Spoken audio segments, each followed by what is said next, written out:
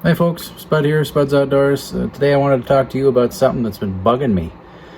We've got a 2024 Polaris Ranger XP 1000 Northstar Trail Boss. Well, if you got an XP 1000, this might have happened to you. The shifter is in high right now. Cruising down the road at certain RPMs and speeds, this thing will vibrate. It's annoying. So I'm going to show you what we're going to do here to fix it today, and hopefully no matter what Ranger XP 1000 model you have, this might help you. I should have a sound clip of it, but if you know, you know it's a problem. So anyway, that you just put a little bit of pressure on this thing just to take that vibration out of it, and then it's fine. So we're going to dive into this. You don't have to tear apart as much as I did, but pretty much take your gauge cluster off and you should be able to access the issue with that, maybe a flashlight. So to remove your gauge cluster, you've got your two pins, push pins, and then it just slides forward. You don't have to unhook it, the wire, but you can. And then I believe what we've got here is the culprit. Here's your shift lever, and this little clip and washer, I believe, is causing that rattle. So I'm going to take a step or two to try to keep that from rattling, and we'll give it a test. Okay, so it's been several months later from when I started this video with that rattle that I would get in my shift lever. So when I'd have it in high up here, I'd hear this. You could tell it was rattling. You could hear this vibration through the stick at, I don't know, 30, 40 miles an hour, somewhere in there, a nice cruising speed where the engine RPM isn't too loud, but then the harmonics would be just right where this thing would make that sound that I was really tired of.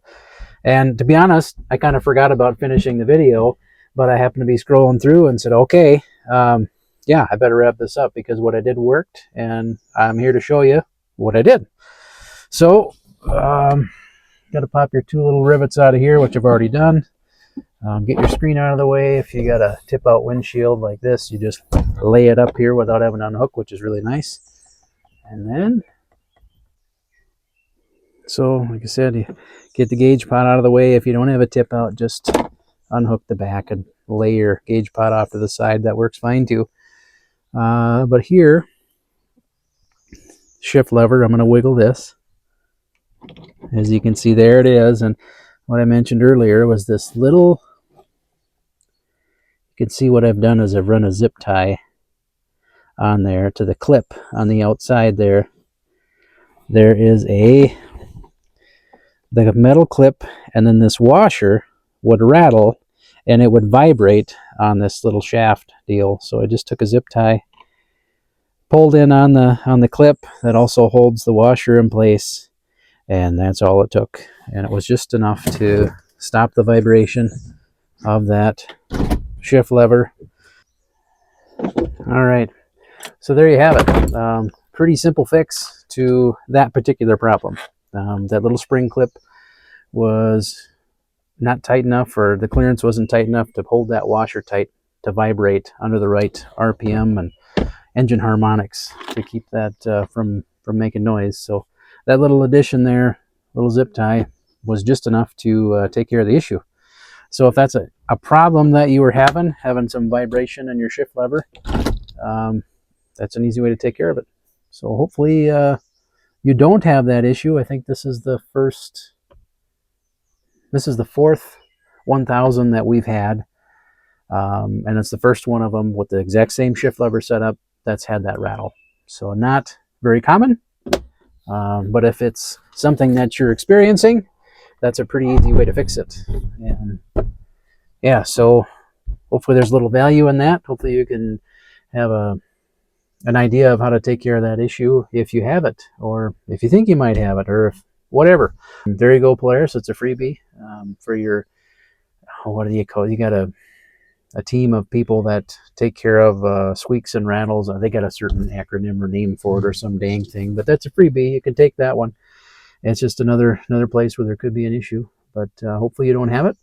And I appreciate you guys watching my videos.